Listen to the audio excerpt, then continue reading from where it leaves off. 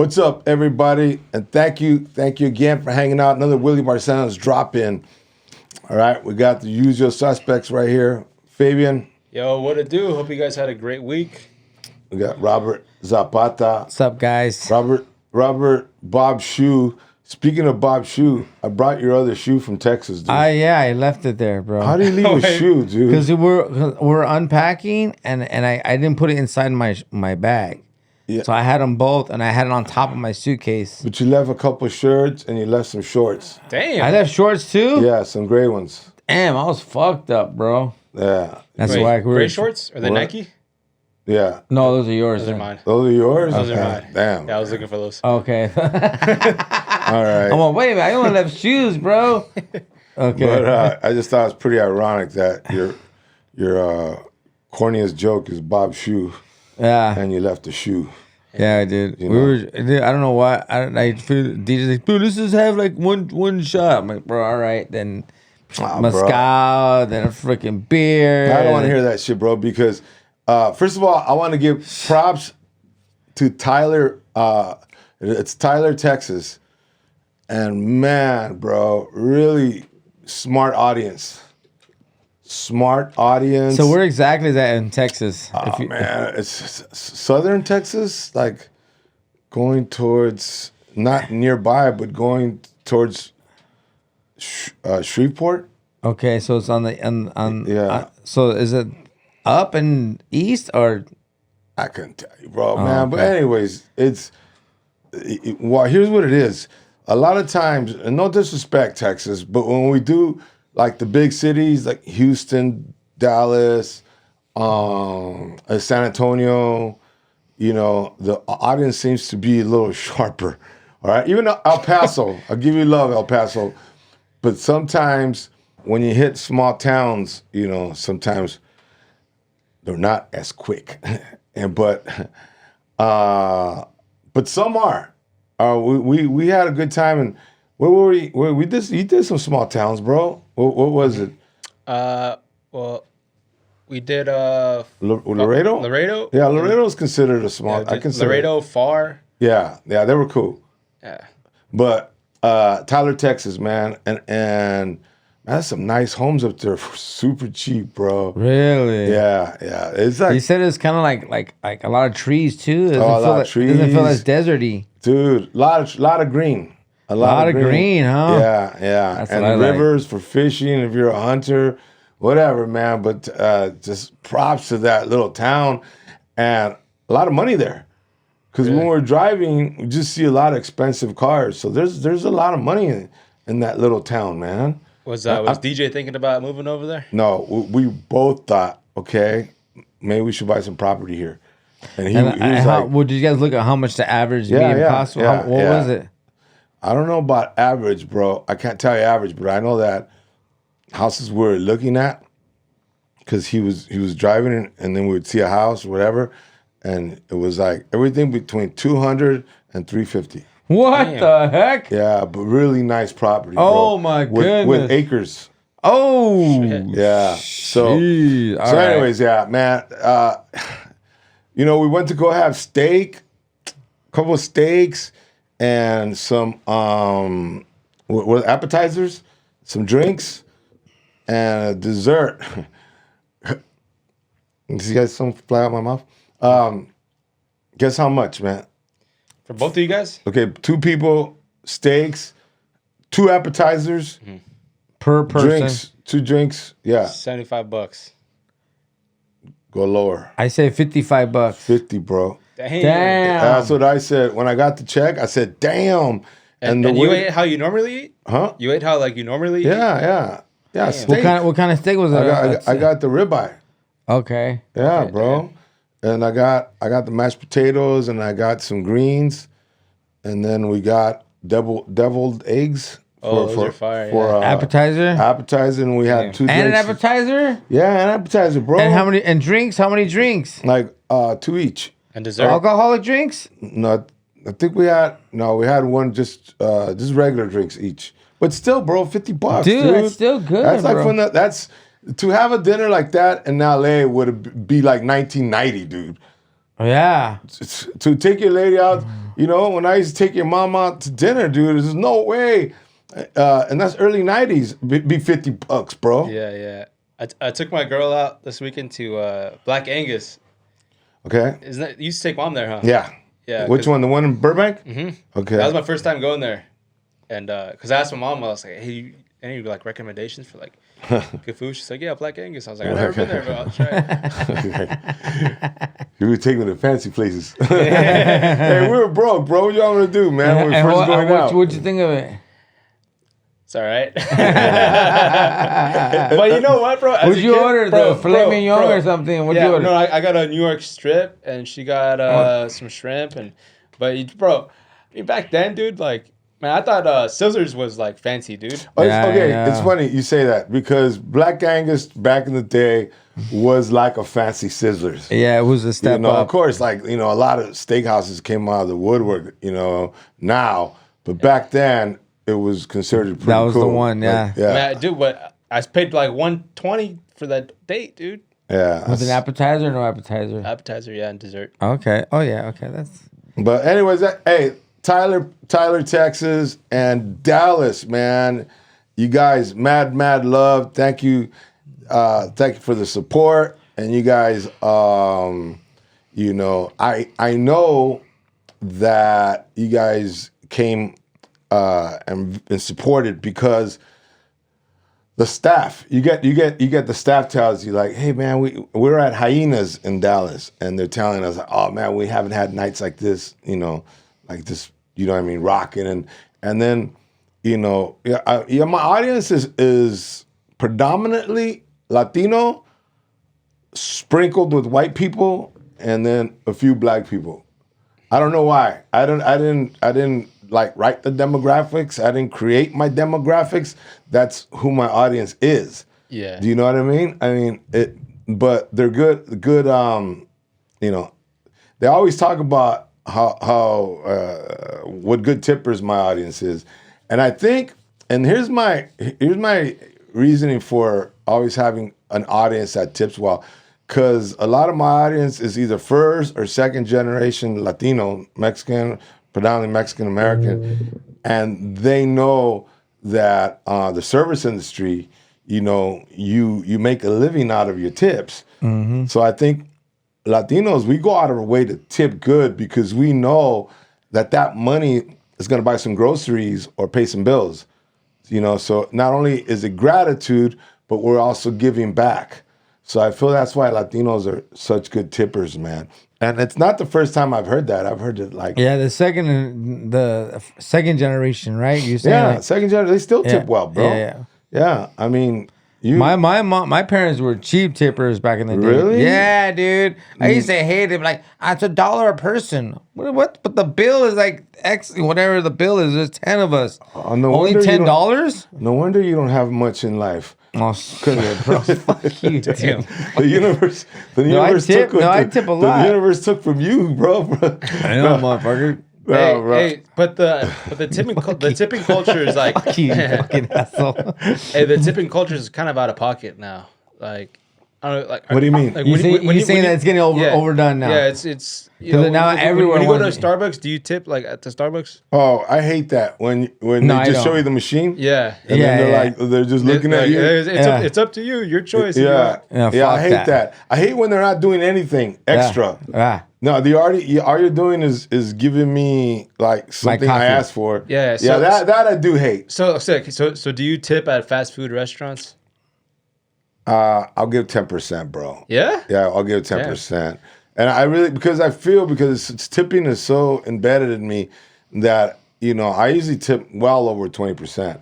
But in those places, I'm like, all right, you're, you know, like fuck you. Like, you know? like even like I'm not in a good mood. Like even that. Like the fucking like a McDonald's. Yeah. I always give them a little something. I'll tip sometimes, but then like I go to the Starbucks by my house, and then they start remembering my name, so like I feel like obligated to tip. Oh, so I stopped going there. They're smoozing you, dude. Hey, what's up, baby? You still want the frappuccino? Yeah, whatever? Yeah. Hey, you still want the frappuccino? Yeah, you're like, damn. And they gave me the tip machine. You know what? Hey, well, I think because a lot of us grew up poor, and so we know that that tipping means a lot.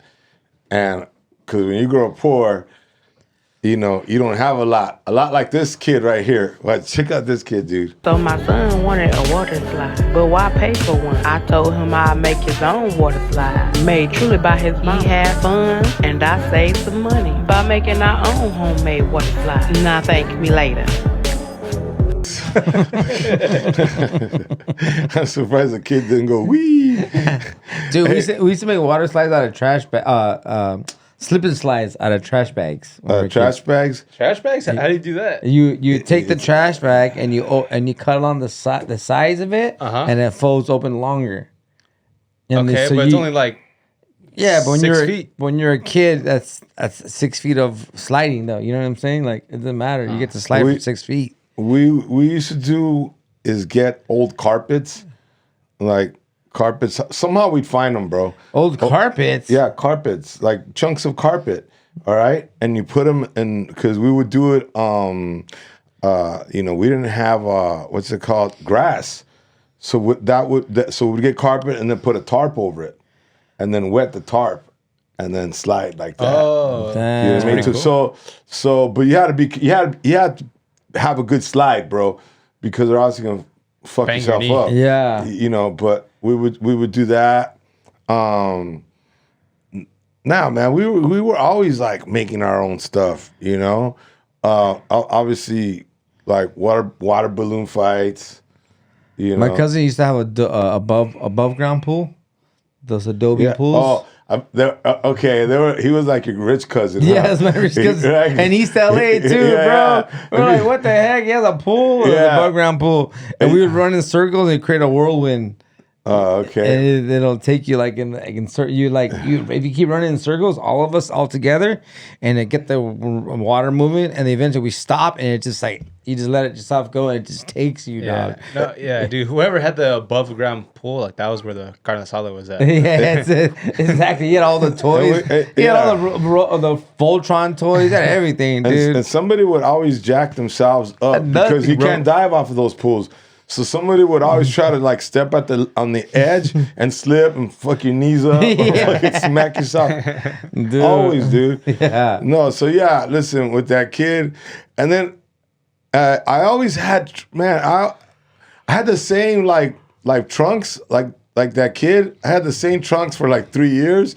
So by the third year, you know, because we didn't have money, she didn't buy me trunks every year. They look like Speedos. You know what I mean? They were like all tight, dude. There's a picture. It was European. Yeah, there's a picture of us, dude. I gotta find it, bro. With me and your tia, dude, and we look like third world kids, dude. And our so fucking skinny, dude. You know? It looked like Esqueleto. Bro, I made Esqueleto look like he had muscles, bro. Yeah, this kid's just way too big for that slide. Yeah, he is too big for that. It's like, wait a minute. But he just walked down it like, what the heck? But I like the way the mom's talking as if she's like, you know, like when she did something profound. Yeah, yeah. When they're teaching you a hack, like, all right, here's something you can do. You know, It's hilarious. But hey, you know what? Look. The mom's let's look at the bright side. The mom's hanging out with her kid. You know? And it looks like she got a makeshift swing back there, too. And it's gonna motivate him to like become what rich, because you know, remember, like, man, when I was a kid, I had a little pink slide and my mom put her on Instagram. Yeah, got she put her on millions of views. Instagram. Everybody laughed at me. You know what I mean? And now he has to like, this is motivation for him, bro. dude. That kid's old, bro. Like, he might get. I hope he doesn't get bullied, bro. well, I'm sure he is, bro. I'm sure he is. I'm sure at school, because now you can see this.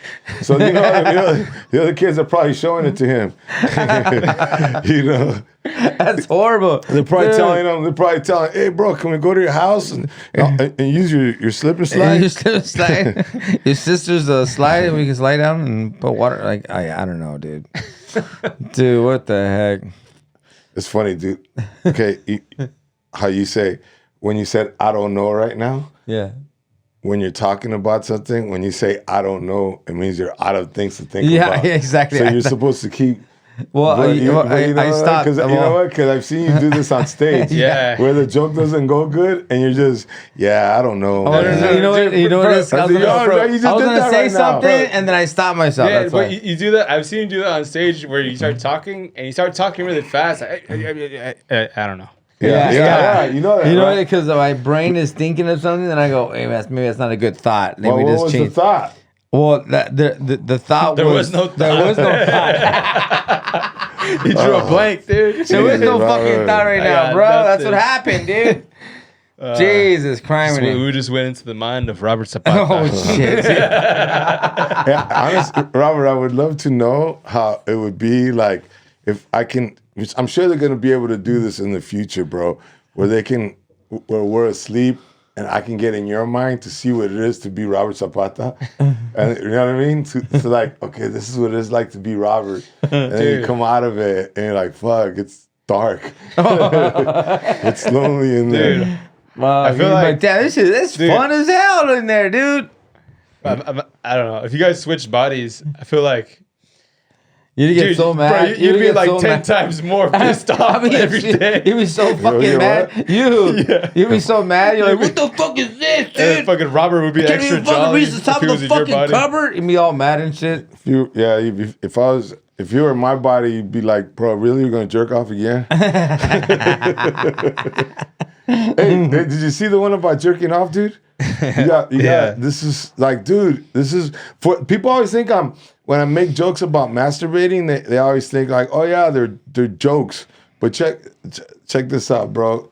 Men who ejaculate only 4 times had a 64% higher risk of prostate cancer. Those who ejaculated 0 to 3 times had 138% higher risk. And those who never ejaculated had the highest risk at 271% higher. Also, the link was stronger for more aggressive or advanced cancers. And it was stronger for men who had moderate urinary symptoms combined with low ejaculation frequency. When you ejaculate regularly, you're clearing out the prostate gland or cleaning the pipes. You're removing old cellular material, toxins, inflammatory substance that otherwise might just accumulate or build up. Think of it like... All right. I think we got the gist. No, it's only a couple seconds left, dude. She's got information. Cleaning out a filter ADD. versus letting the debris just sort of build up. When these substances sit in the prostate tissue for long periods of time, All right. This motherfucker has nothing to do. He has no fucking prostate problem, so he's like, whatever, dude. Fuck, I jerk off, it shoots everywhere, dog. No, You know what I mean? He doesn't. Oh, fuck. I mean, you guys jack off a lot anyway, so you guys are good. Well, all right. So, like you don't, Fabian. Okay, well, she says 3 to 4. So 4 times a week or 4 times a day? Week. I think a week, bro, not a day. Who's got time to jerk off 4 times in one day? But hey, fucking. I'm talking to Robert here. Hey, no, listen. You know, Robert. Okay, okay. There's a comedian say he's in his 60s. He supposedly jerks off 7 times a day. I was like, what the fuck? Who has time? Like you said, 7 times a day. He's probably got like some weird condition. I don't know, dude, but that's crazy because for the same reasons. Okay. How many times a week do you jerk off, dude? Definitely 4 times or more. No, be honest. Give me a straight number, bro. Like 4 or 5 times, at least once a day. Damn. Once a day? Hey, man, keeps the doctor away. At least once a day, bro. Sometimes twice. What the fuck, bro? Sometimes twice? Sometimes twice. Sometimes fucking shit. 4 times. You know. You know, hey, that's why you're healthy, bro. Hey, bro. I just got a DM right now. Maybe it might change right now. All right. You? About 7 times a week. So once Okay. a day? Once a Damn, day. You guys are healthy, man. Hell Yeah. And well, you? Dude. Never? Nah. I don't jerk off, bro. Maybe like, I jack off maybe like 3 times a week. Okay. And then the other times, like I save those loads. Well, dude. Okay. Well, you can still do that and do that. You can still do both. You can still do both in one day. Yeah, I mean, because if you masturbate and then when you have sex, it gives you more endurance. yeah, Because you're not as quick. Didn't you see something about Mary? yeah. Remember where before the girls Unless, coming over? are you like a marathon like guy? Yeah. You Like pace yourself? I don't have a problem with like coming fast. So it's like I'd rather just say that. So once you nut, then you're done. I'm done. You can't get another. You can't get. I number can, two, yeah, if I want but to. you have to like work on it. Yeah, it's gotta give it a break. I gotta give it like 30 minutes. Yeah.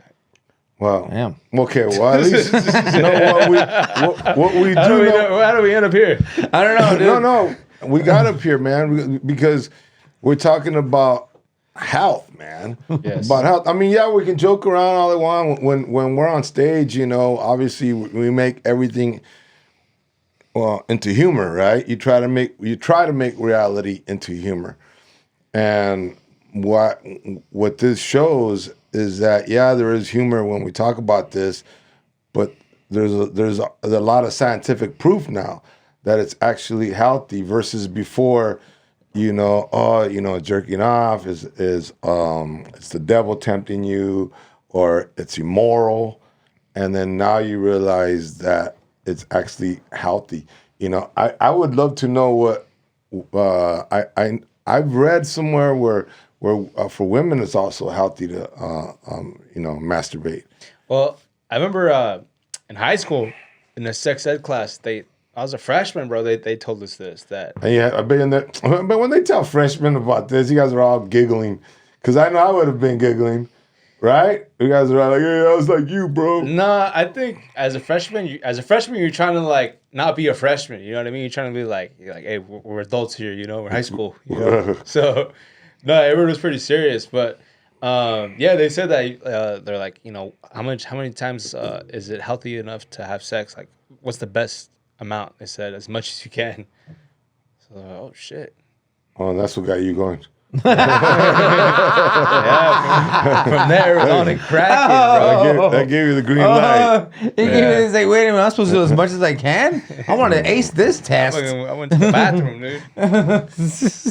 Hey, dude. bro, there was a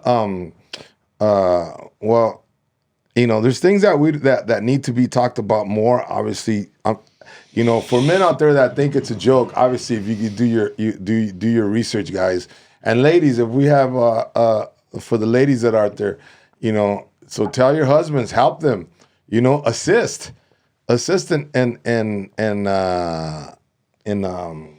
their health, right? In their prostate health. Yeah, helping their prostate health. And another thing is things that we don't talk about. I think a lot of the stuff, the macho thing that as far as men and how we used to look at thinking of our health as weak, especially the macho guys. And all the macho guys that I knew died young, man.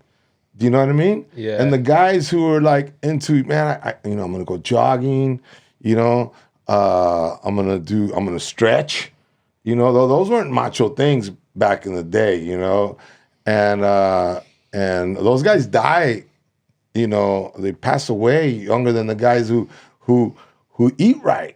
Who I'm not gonna have a steak, right? I'm gonna have a yogurt and fruit, and a lot of this stuff is considered to be weak, but it's also it's actual strength. And I was surprised that someone as smart as Dana White talked about men's health as if men's mental health as if it's old school, like, oh, it's all in your head, you're just being weak. And I love how he got countered by this man who really does his research, man. Watch, dig this. Saw a clip from Dana White. I hate this whole men's mental health bullshit. And I was really surprised to hear him say that men's mental health is BS. Considering that we have, 17.5 veterans who take their lives every day. Considering that men die by suicide almost 4 times as likely as women. Considering that over 70% of violent crimes are by us men. And to me, it was irresponsible, because I have to look in the eyes of men and young boys who are battling, should I be a human or do I just appear to stay strong? Similar to what Bane is saying, when he put that mask on, no one recognized the young boy Bane. And that boy had to be put away to become this villain.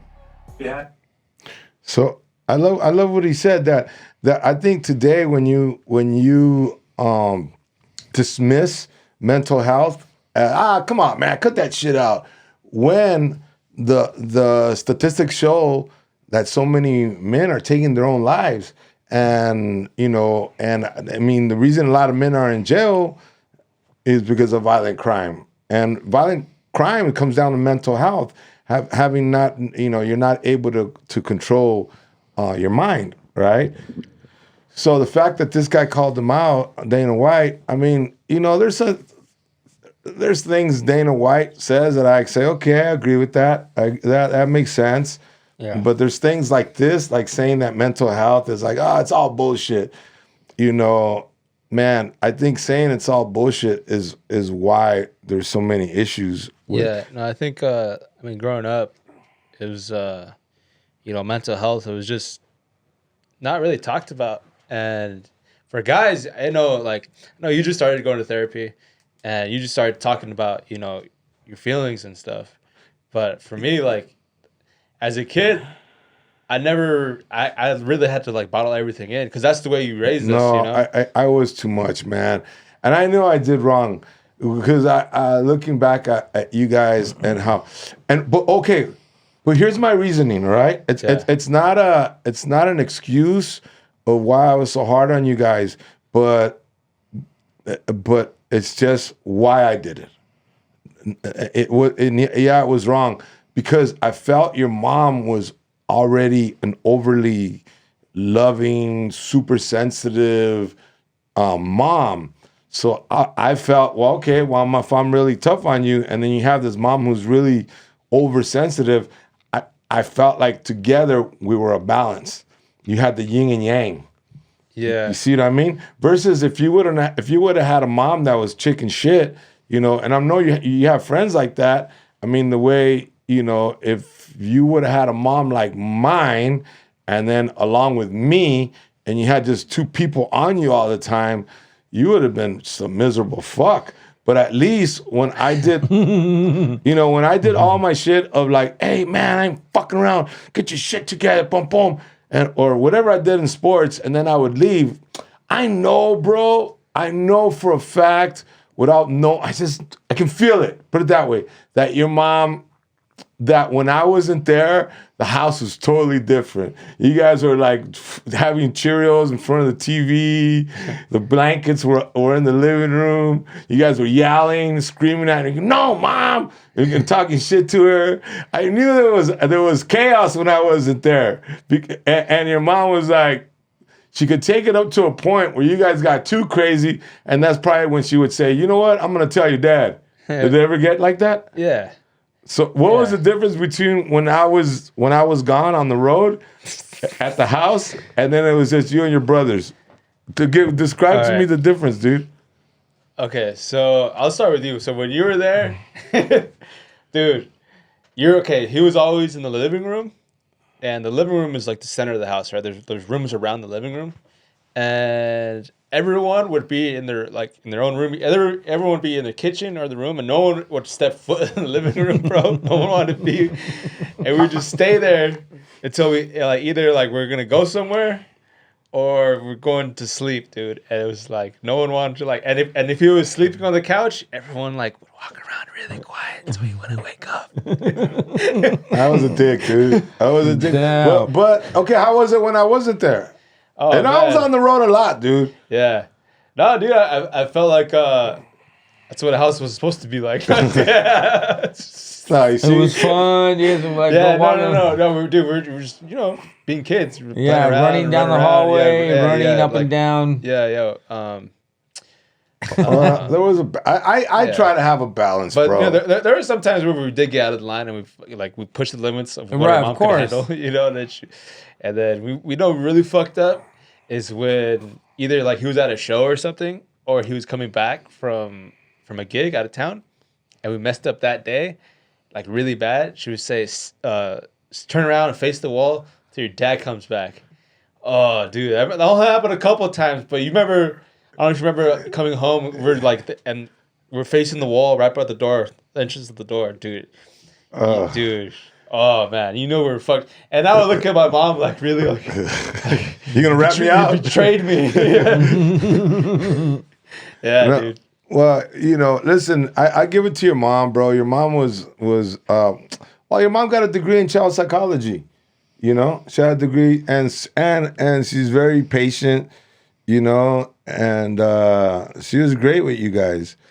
And anyways, that was my reasoning for being, I guess, more of an average dick, because you had someone who was like super nice. She would bake cakes with these guys. They would bake cookies together, bro. You know what I mean? Yeah, Which I never said like, hey, don't bake with them. I see it. They need that. They and then they would go to the park. Man, their mom they had such a big Mexican family, bro, that every other week there was a party to go to for them.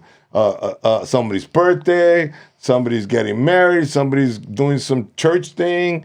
So they were always out, So, I felt like, me being strict was needed.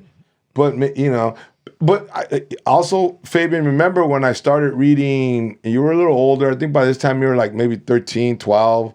I started reading, I started with Louise Hay and Dr. Louise Hay was You Can Heal Your Life. And then that was when I was in high school. You were in high school? Yeah. Oh, shit. Okay. Okay. I know. But no, that one started changing me on how I talk to these guys. And by the way, people, I recommend this book to everybody. Was it that? Is that what made you read that book was like, now they have that growth spurt? Like, oh shit, they're getting fucking big now. All right. I got to change my ways. No, bro. No? It was this. I knew that you can't discipline a 10-year-old the way you discipline a 15-year-old. Right, exactly. You can't, because now they're in high school, they have high school friends, and I didn't want to lose them. I knew I still had to be their dad, but I didn't want to lose them to the streets. Yeah. So I had to use. I actually read a book called Raising Teenagers, which I don't know if you knew that, because I still wanted to have that connection, because I've had friends who had no connection with their kids, and as you know, some of them ended up going, the wrong way, bro. Yeah. So I still wanted that connection, which is why I would take all of us out to eat after you guys worked out. Yeah. We would all go eat, and I knew that was a moment for me to ask questions, and it was hard for them to be like open with me, because they just finished getting doing practice in some type of MMA sport or baseball, but everything chilled out. Don't you? When we used to go to Rick's Burgers and we would just chill out with some chili fries and burgers. Yeah. Those are good times. I think those meals after the practice or whatever were probably like the best times. Like and it's so simple, just eating a burger, getting food. Hey, do you think the food that these guys eat now, because you see more and more people like crashing out, just going crazy. Do you think it's because the food now has a lot less nourishment than when we were 100%, dude. Did you hear about all of our fruits have no more seeds in them?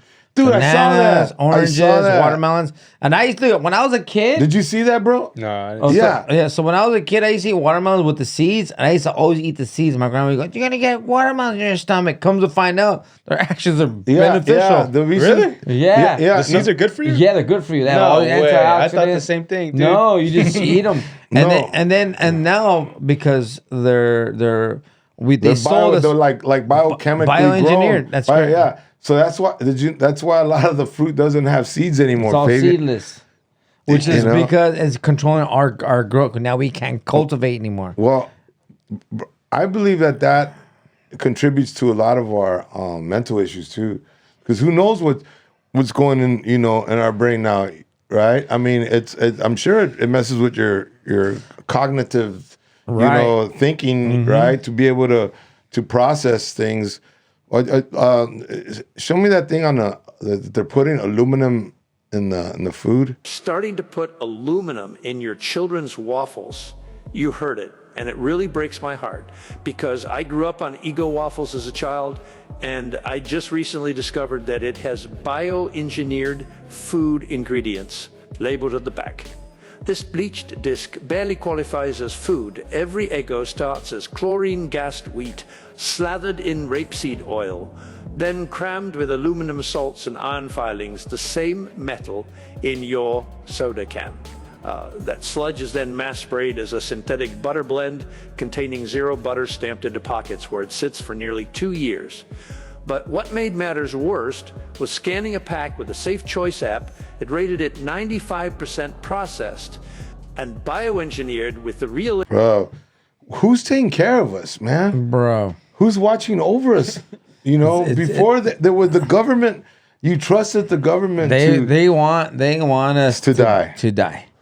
They're trying to depopulate, so this way, when the robots take over the labor force, all the elites that they don't need us anymore to do all the mundane work, the monkey work is what I call it, and they can depopulate and get rid of all the unhealthy and then live off of the resources for themselves, the minimal resources.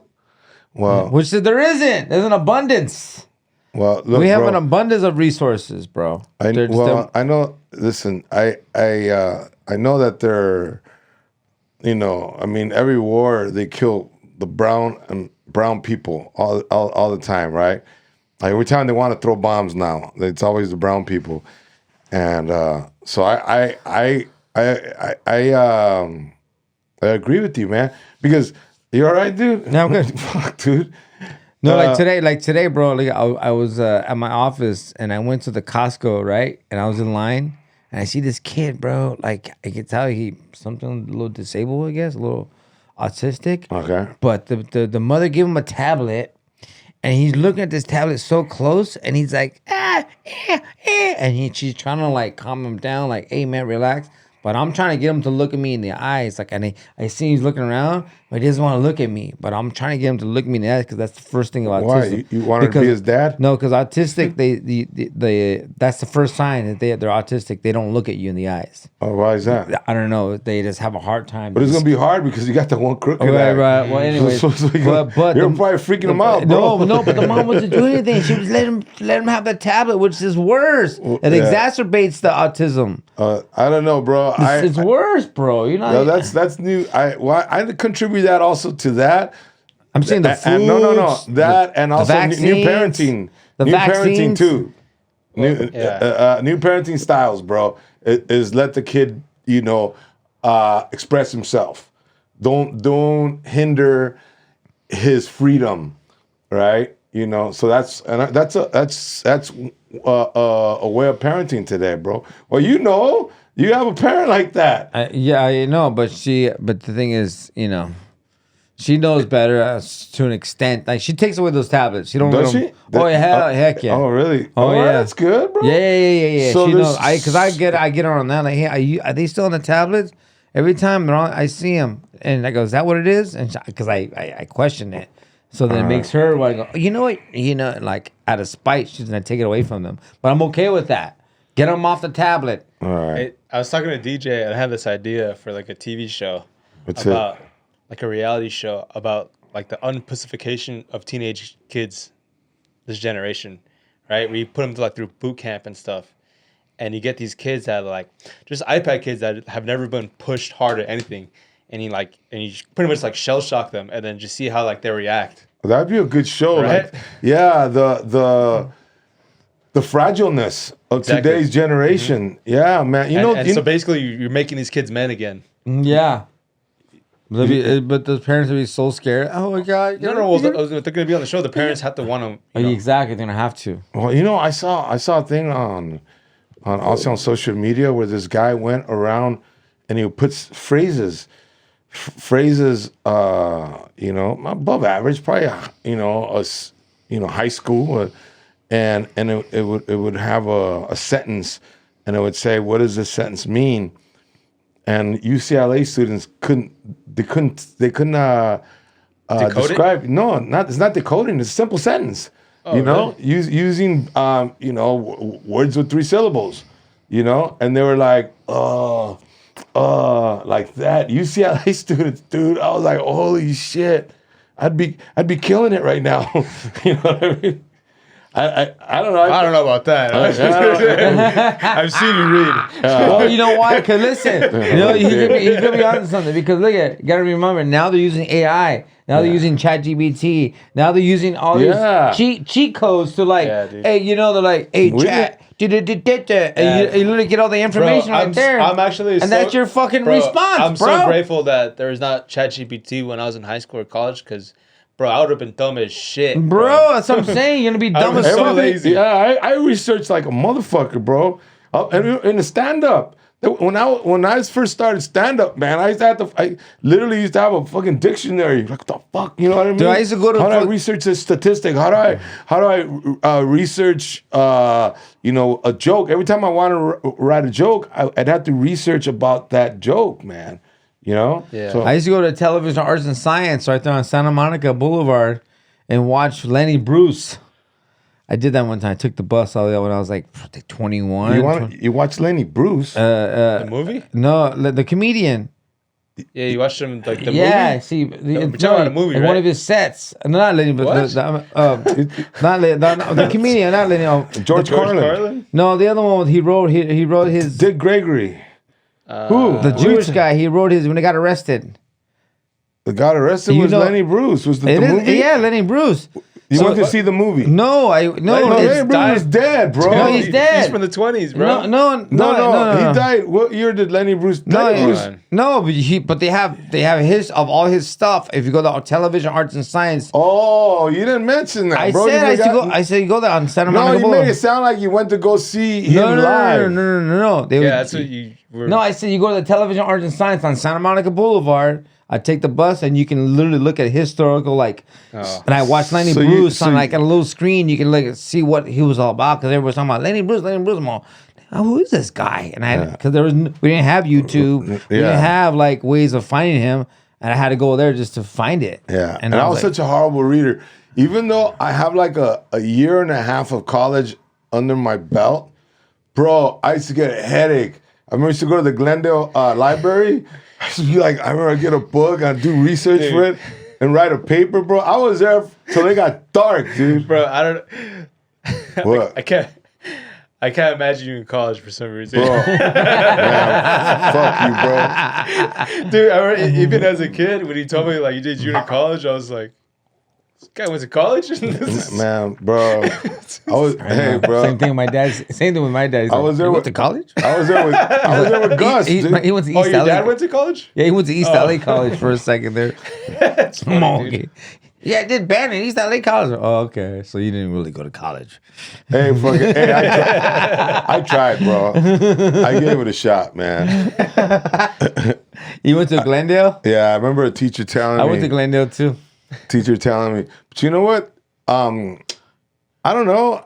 Part of me gets mad that I ended up like not pursuing it, because I'm stubborn and if I fail at something, I'm like, fuck you, man. I'm gonna keep going.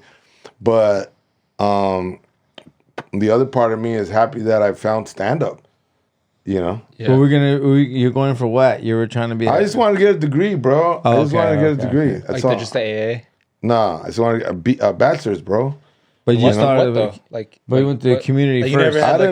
I don't know. So sociology, maybe. I think that's what I was. Damn.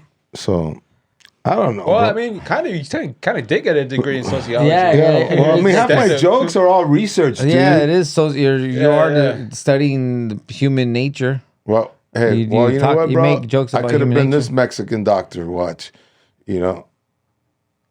check this dude out. And by the way, I love like I said, highlighting the positiveness of Latinos, right? Because we said we're not gonna find that on regular television. So for those of you, I don't care if you're white, brown, black, you'll only see these things highlighted here, right? So show this cat, bro. That the Kellogg family adopted several children from Latin America in the late 1800s. One of them was this man, Alberto Garcia, and he went on to be the first Mexican American trained in the U.S. to become a doctor and open up his own medical practice. And that's just the beginning of a crazy list of accomplishments he had throughout his life. He lived 3 blocks from the KKK and still organized against their rise fearlessly. He served as a soldier in the Mexican Revolution. Some huevos. What was only the second open-heart surgery at that time in the U.S. In an era of widespread segregation, he was known for treating patients regardless of their ethnicity and regardless of whether or not they were able to pay. His grandchildren say that around Christmas time, there would be people lined up out of their house and around the block waiting to present Alberto with gifts like tamales and things like that they could afford as repayment. With his wife, Eva Carrillo, they started one of the first Spanish-language newspapers in Austin, Texas. And his wife claimed to be a direct descendant of Montezuma, and she had all this documentation to back that up. I don't know if it's true, but she was all about it. And get this, their home in Austin, Texas was allegedly... haunted. Hey, so you have an uncle like this, dude, and you met him in Mexico. I remember we went to his office. Yeah, he's a lawyer, dude. And he was. I remember. I know I was little, but to me the office looked huge. I don't know if it was huge, but was it? It's a little office, but he was a sharp guy, and he was a man of the people, bro. They would bring him. He would go to court, and people would pay him with food, bro.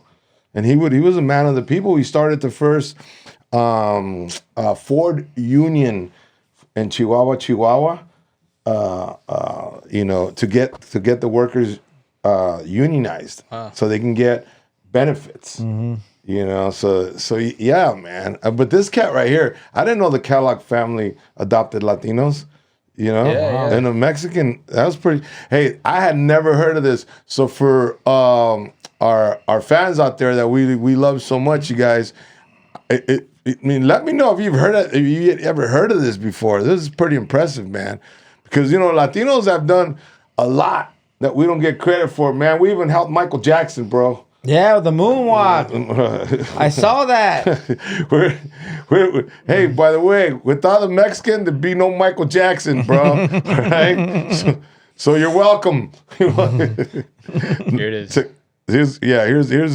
Here's a man who I guess left a big impression on Michael Jackson. What if I told you that Michael Jackson didn't create the moonwalk, but instead, a Mexicano named Alberto Martinez? Hey. Oh shit! Look at that, Billie Jean.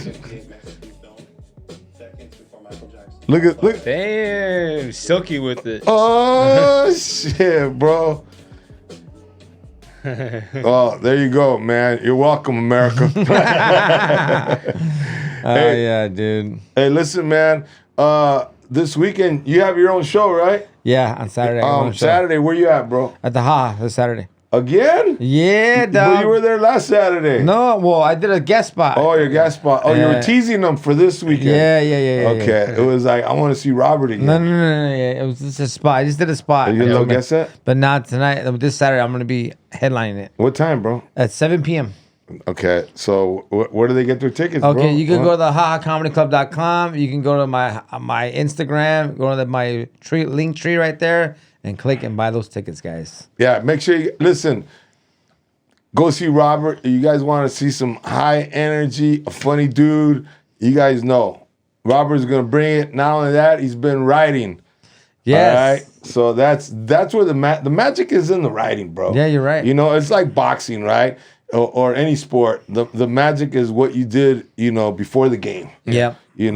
So this man has been working his ass off creating for you guys. So go check him out if you're in town, man. And we're gonna be in Visalia at the Fox Theater. All right. And you guys, Visalia, all those surrounding towns around there, come out, hang out. And trust me, I always have new material for you guys. And Fabian, you'll be doing a set, right? Yeah, I've been doing a little spot, like 7 minutes. Yeah, maybe you can stretch out. Maybe we can help you. Ooh. Have you done 10 yet? I've done 10, yeah. I did 10 at that one theater. Remember? Remember when I opened up? At the you talking about in Palm Springs? That one? No. When we all went. In San Antonio? There's a lot of them, Fabian, when we all went. I know. Yeah, we didn't narrow it down. The one time I opened up the theater, the show. I opened the show. Oh, that was it up north? Yeah. Oh yeah, it was at that. I forget. I forgot what anyways. theater. Yeah. But this past weekend, I did a show at the Haha, and my mom showed up. She saw me do stand-up for the first time. Dude, you got balls, dude. I would like my mom did not see me do stand-up, bro, till I did the Tonight Show, because I knew how critical my mom was. So I didn't want her to see me until I was doing something big. See, but his mom's different. He could have been doing it in someone's garage, and she'd have been like, "I'm so proud of you, son." See, my mom would have said, "Really? You brought me to the garage?" You see what I mean? We're raised different, bro. So, anyways, I just thought it took a lot of balls for you that you're kind of very, very, very extremely new at this art. Yeah. And that's how much he knows he has a loving mom. Because he invites her, bro. Hey, I didn't want to suck in front of my mom, dude. No, you did good. He did good. You did? Yeah, he did good. All right, man. Yeah. Yeah, and then Gina, a famous mom, told me she saw you. She called me. Yeah. And she goes, "Hey, he's still doing cholo swing." No, well, you know what? You did do it. I did it at the end. You did do it, though. I did do it. Okay, then she told me. I know I did. She goes like this. He's still doing cholo swing. No, that was 25 years ago, bro. I know. But, what did you brought it back like nostalgic? Because like I looked at a bunch of young people. They're all young, dude. Yeah. And they've never seen it. They're all like in their 20s. All right. They've No, never that's fair. So I That's fair. just did it because I'm gonna do it real quick. But I didn't do the whole thing. How did they receive it? They liked it. They loved it. But I didn't. You know what I mean? I didn't do the whole thing like the original bit. I just did like a quick, like a little flavor just to throw it out there. Right. And I moved on. Like it was like I used it at the end. I closed it out with it. Yeah. But it wasn't like the full on. I know, but his mom cracked me up because I got a phone call that night. Yeah. From his mom. Yeah. She goes, she said, "Fabian did so great." You know, proud mama, right? I said, all right. I go, and then she goes, "Oh, I saw Robert." I go, "Yeah." She goes, "He's still doing cholo swing." Well, that's the only reason why I did it. That was the only reason why. Because it was all like 20-year-olds. Everybody was like under 30. No. But you know what, bro? It's true. If they haven't seen it, because I've done old bits and it's new to them, so I get it. Hey, do you know what your cholo swing is? What? I know which one. What? You guys being gay. Yeah. Yeah, I know.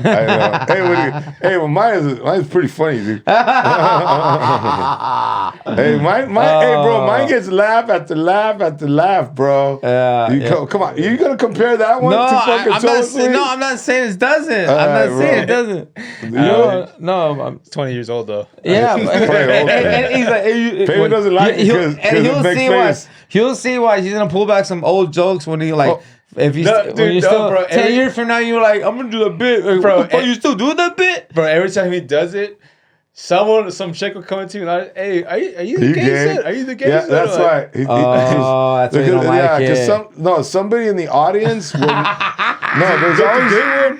always someone with a low IQ, bro, that doesn't understand the joke. Because the joke is, if they would have told me one of my sons was gay, if.